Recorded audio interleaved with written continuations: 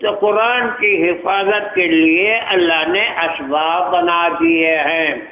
قیامت تک کوئی شخص نہ ان کے الفاظ میں تغیر تبدل کر سکتا ہے، نہ کوئی معانی بدل سکتا ہے، نہ اس کے رموز بدل سکتا ہے. یہ ذمہ داری اللہ کی. نحن نزلنا ذکر وإنا لہ لحافظ. اور پھر فرمایا دیکھو یہ کتاب اللہ جو ہے، یہ قرآن کریم جو ہے، اس کے پڑھنے کے لیے بھی آداب ہیں. اللہ نے فرمایا لا تمسہ الا المطہرون، خبردار بے وضو ہاتھ مت لگانا. قرآن کریم کو یاد تو پڑھ سکتا ہے بے وضو آدمی، قرآن کو ہاتھ نہیں لگا سکتا، قرآن کو کھول کر نہیں پڑھ سکتا جب تک کہ وضو نہ کرے. لا تمسہ، قرآن کو ہاتھ مت لگاؤ، الا المطہرون، جب تک کہ تم وضو کر کے پاک بن کر نہ بیٹھو قرآن کو ہاتھ مت لگاؤ. ہاں یادی پڑھنا چاہے بے وضو پڑھ سکتا ہے، کوئی منع نہیں، لیکن جنبی یادی بھی نہیں پڑھ سکتا. مسئلہ سمجھ رہے ہو؟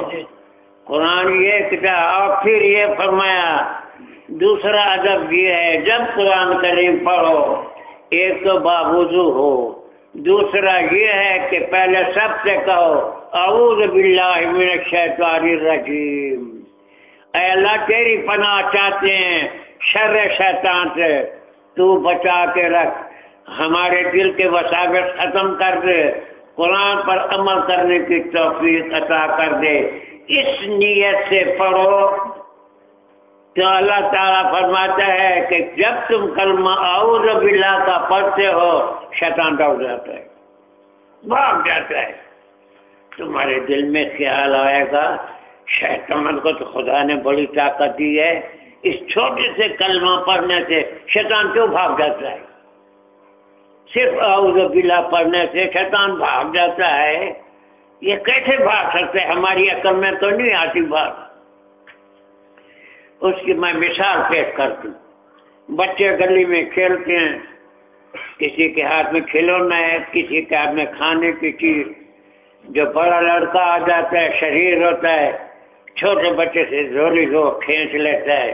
اس کی طاقت تو نہیں کہ بچا سکے، تو وہ اپنے باپ کو پکارتے ہیں ابا. باپ کا گھر قریب ہے، وہ سن رہا ہے، وہ کہتے ہیں کیا بات ہے میں آ رہا ہوں، تو وہ شریر بچہ چھوڑ کر بھاگ جاتا ہے،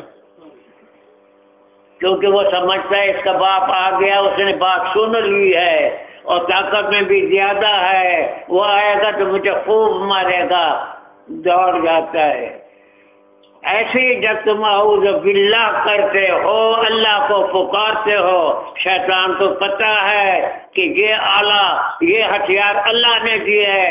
جب تم اللہ کو پکارتے ہو اللہ فوراً اس کی رحمت بھیجتا ہے. شیطان سمجھتا ہے اب اللہ آیا تو میری کیا مجال ہے، ادھر پر بھاگ جاتا ہے. بات سمجھ میں آئے نہیں؟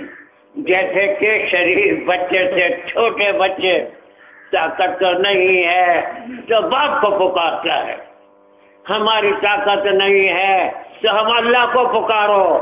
اللہ کو پکارو گے شیطان اس ڈر سے دوڑ جائے گا کہ خدا نے یہ بات سن بھی لی ہے، خدا طاقتور بھی ہے اور خدا وعدے کا سچا بھی ہے، تو خدا تعالیٰ فوراً آئے گا، میری تو ناش ہو جائے گی. شیطان بھاگ جاتا. لیکن ایک بات اور عرض کر لوں، شیطان تو بھاگ جاتا ہے. اللہ نے کہا قرآن پڑھو تو تمہارا دشمن شیطان ہے، اس کی حفاظت کے لیے پہلے تعوذ پڑھ لو، یعنی اعوذ باللہ پڑھ لو. اللہ نے فرمایا ہے تاکہ شیطان بھاگ جائے. ہمارے دشمن تو اور بھی بہت ہیں، فقط شیطان تو نہیں ہے. درندے ہمارے دشمن ہیں، چور ڈاکو بھی ہمارے دشمن ہیں، شیطان بھی دشمن ہے. تو اللہ نے شیطان کے بچاؤ کے لیے یہ تو بتلایا، باقیوں کے لیے نہیں بتلایا. کیوں؟ کہ جن میں وسوسہ پیدا ہوتا ہے. ہمارا دشمن فقط ایک شیطان تو نہیں ہے، انسانوں میں سے بھی ہمارے دشمن ہیں. نہیں دیکھتے اس کو قتل کرتے ہیں. درندے بھی ہمارے دشمن ہیں، چور ڈاکو بھی ہمارے دشمن ہیں، شیطان بھی دشمن ہے، لیکن ان سب سے اگر چور دشمن ہے تو مال کا دشمن ہے، درندہ دشمن ہے تو جان کا دشمن ہے، اور یہ بات جو شیطان ہے یہ ہمارے ایمان کا دشمن ہے۔ ایمان سب سے بڑی اعلیٰ نعمت ہے، اس لیے کہا شیطان سے پناہ مانگ کر اپنے ایمان کو بچاؤ۔ مال اور جان آنے والی چیزیں ہیں، ایمان جو آیا اس کو مکمل کرو۔ شیطان ایسا دشمن ہے کہ ہم نہیں دیکھ سکتے کہاں ہے شیطان، اور شیطان ہمیں دیکھتا ہے، وہ تو دیکھ رہا ہے، ہمیں اللہ نے طاقت دی ہوئی ہے، دیکھ رہا ہے۔ اور قاعدے کی بات ہے جو دشمن ظاہر ہو دیکھ رہے ہوں اس کا مقابلہ کر سکتے ہیں، اور جو دشمن چھپا ہوا نظر نہ آئے اس کا مقابلہ کیسے کرو گے؟ تو یہ چور ڈاکو درندے ایسے دشمن ہیں جو ان کا مقابلہ کر سکتے ہیں۔ شیطان ایسا دشمن ہے جب نظر نہیں آ رہا تو مقابلہ کیسے کریں گے؟ اللہ نے فرمایا فکر مت کرو، میں ہتھیار دیتا ہوں، اعوذ باللہ پڑھو، یہ دشمن خود بخود بھاگ جائے۔ باہر تو قرآن پڑھنے کے آداب ہیں، باوضو ہو، اور پھر باوضو ہونے کے بعد اعوذ باللہ سے شروع کرو تاکہ ان کے مساوے سے تم بچ جاؤ۔ اور پھر یہ قرآن کریم جو اتارا ہے، جب حضور پر وحی آتی تھی تو حضور پر غشی طاری ہو جاتی تھی جلال کلام کی وجہ سے۔ جب اللہ تعالیٰ کلام کرتے ہیں نہ وحی کی، ملائکہ پر بھی غشی طاری ہو جاتی ہے۔ جب کلام ختم ہوتی ہے فرشتوں کو غشی ختم ہوتی ہے تو جبرائیل سے پوچھتے ہیں ماذا قال ربنا، تاریخی بیات نہیں، قرآن بیان کر رہا ہوں۔ فرشتے کو کہتے ہیں ماذا قال ربنا، قرآن کی آیت ہے، میرے رب نے کیا بولا ہے، کیا حکم دیا؟ جبریل کہتے قال الحق، جو دیا ہے صحیح حکم دیا ہے، وهو العزیز القدیر۔ تو قرآن کریم کا ایسا جلال ہے کہ قرآن کریم جب اللہ تعالیٰ پڑھتے ہیں بولتے ہیں تو ان پر جو ملائکہ ہیں وہ غشی طاری ہو جاتی۔ جب جبرائیل وہی کلام حضور پر پڑھتا تو حضور پر بھی غشی طاری ہو جاتی، لیٹ جاتے تھے، چاہے سردی کا مہینہ ہو سارے بدن پر پسینہ آ جاتا، پھر آپ اپنے ہاتھ سے پسینے کو صاف کرتے تھے بوجہ جلال کلام کے۔ وہی قرآن اب ہم پڑھتے ہیں، ہم پر تو اثر نہیں ہوتا۔ مطلب یہ سمجھانا چاہتا ہوں، بات سمجھ میں، قرآن ایسی جلال والی کتاب ہے جس سے فرشتے جو ہیں وہ بھی غشی میں آ جاتے ہیں، جس ذات انور پر اتارے گئے ہے وہ بھی غشی میں آ جاتے ہیں، اور ہم پڑھتے ہیں قرآن کوئی بھی فرق نہیں۔ اس کی وجہ یہ ہے اللہ تعالیٰ نے حضور کو رحمت ہی رحمت بنایا ہے۔ جب کہ جبرائیل وحی کرتا ہے وہ حضور کے سینے میں آ جاتی ہے، جب حضور پڑھتے ہیں تو وہ جلال جمال سے بدل کر ہمارے پاس آتا ہے۔ تو چونکہ اب جمال ہوتا ہے اس لیے ہم پڑھ سکتے ہیں، اگر اسی جلال سے ہوتا تو ہم قرآن نہ پڑھ سکتے۔ مسئلہ سمجھ آیا؟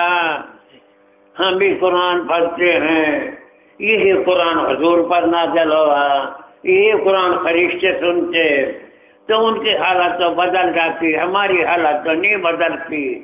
تو یہ بھی ہمارے رحمت للعالمین کا شان ہے کہ اس کو اللہ تعالیٰ نے جمال ہی جمال بنایا ہے۔ وہ جلال والی کلام جب حضور کے سینے میں آتی ہے اللہ اس جلال کو جمال سے بدل دیتا ہے، اب ہر شخص قرآن پڑھ سکتا ہے۔ باہر تو قرآن کریم اللہ کی جانب سے ایک بہت اعلیٰ اور محترم اور معظم کتاب ہے، اس کی حفاظت اللہ نے لے رکھی ہے، اس کو معمولی مت سمجھو، اس کا آداب کا خیال کرو. ہم پڑھتے ہیں عقیدہ نہیں ہوتا، نہ یہ خیال ہوتا ہے کہ ہم کو آئے اللہ شیطان کے شر سے بچا، بس اعوذ باللہ پڑھ لیتے ہیں. جب نیت نہ ہو تو شیطان کہاں جائے. نیت کر لو کہ ہم اللہ کی حفاظت میں آ گئے، مسافر ختم. نماز پڑھتے ہیں وشو سے آتی ہیں، کبھی کس چیز کا کبھی کس چیز کا، مسافر نہیں ختم ہوتے. وہ وجہ کیا ہے؟ وہ وجہ یہ ہے کہ ہم جو پڑھ رہے ہیں خدا کی طرف توجہ نہیں ہوتی. یہ خدا کا کلام ہے اور کیا فرما رہے ہیں، ایسے جیسے کہ دوڑ کر رہے پڑھ لیا ہے کوئی، اس سے کیا اثر ہو. اسی لیے مسافر چاہتے. لیکن یہ مسئلہ بھی بتلا دوں، بعض مسافر وہ ہوتے ہیں انسان خود سوچتا ہے کہ اب میں نے دکان پر جانا ہے، اب میں نے ذمہ داری کا کام کرنا ہے، یعنی خود بخود ایسے سوچ اور خود سوچتا ہے، یہ تو مکروہ ہے، نماز نہیں ہوگی. اور بعض مسافر خود بخود آتے ہیں، انسان نہیں سوچتا، خود بخود آتے ہیں، اللہ نے وہ معاف کر دی. سبحان اللہ. یہ کتنا فضل ہے کہ جو مسافر خود بخود آئیں، یعنی خون مسافر کا آنا حرج نہیں، اس مسافر کا لانا نماز مکروہ ہو جاتی ہے. اور بات نہیں سمجھ آئی، ہم نماز پڑھتے ہیں ہمارا خیال دکان کی طرف ہوتا ہے یا زمین کی طرف ہوتا ہے یا دوستوں کی طرف ہوتا ہے، خدا کی طرف نہیں ہوتا. اللہ نے فرمایا، حضور نے یہ حدیث مبارک ہے، جب نماز پڑھو کأنک تراہ، تو یوں سمجھو خدا میرے سامنے ہے، میں اس کے ہاتھ باندھ کر کے کھڑا ہوں، اسی کے سامنے جھک رہا ہوں، اسی کا سجدہ کر رہا ہوں. بات سمجھ، یہ عقیدہ رکھو، اس خیال سے پڑھو نماز. اور نماز کا طریقہ بھی ہر چیز کے اندر اللہ نے روح رکھی ہے.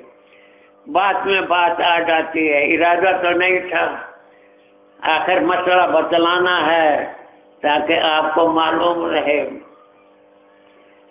ہر چیز کی پہلے اللہ تعالیٰ جسم بناتے ہیں، پھر روح ڈالتے ہیں. آدم کو پہلے وجود بنایا گیا، پھر روح ڈالا گیا. ہر ایک چیز ایسی ہے، اور جیسا جسم ہوتا ہے اسی کے مطابق اللہ روح ڈالتا ہے. اگر جسم گھوڑے کا اللہ نے بنایا ہے تو روح گھوڑے والا، اگر گدھے کو جسم بنایا ہے تو روح گدھے والا. انسان کو پیدا کیا ہے تو پھر روح انسان والا. یعنی ہر ایک چیز کا اللہ نے ایک جسم اور ایک روح بنائی ہے. ایسی جو کہ والدہ یعنی نماز ہے، روزہ ہے، حج ہے، اس کی بھی ایک شکل ہے، ایک صورت ہے اور ایک روح ہے. روح نہ ہو جسم بیکار، جسم ہو روح نہ ہو مردہ. دونوں چیزوں فرقوں کو یہ زندہ ہے، جسم بھی ہے روح بھی ہے. اگر صرف جسم روح نہیں، مردہ ہے، زمین میں پور دو. اور اگر جسم نہیں ہے تو روح آئے گا کہاں؟ روح تب آئے گا، پہلے جسم تو اس کے مطابق آئے گا. ایسی نماز کا ایک جسم ہے، وضو کا بھی ایک جسم ہے اور ایک روح ہے. دور سے دیکھتے ہیں ہاتھ دھو رہا ہے، منہ دھو رہا ہے، پاؤں، یہ جسم ہے وضو کا. دیکھنے والا سمجھ سکتا ہے کہ وضو کر رہا ہے. اور اس کا روح طہارت پاکی. جب اس طریقے سے وضو کرو گے تو اللہ تم کو پاک کر دیتا ہے. ہاتھ دھونے سے ہاتھ کے گناہ ختم. منہ میں پانی جب کلی کرتے ہو تو منہ کے گناہ ختم. ناک میں پانی ڈالتے ہو تو اس کا گناہ ختم.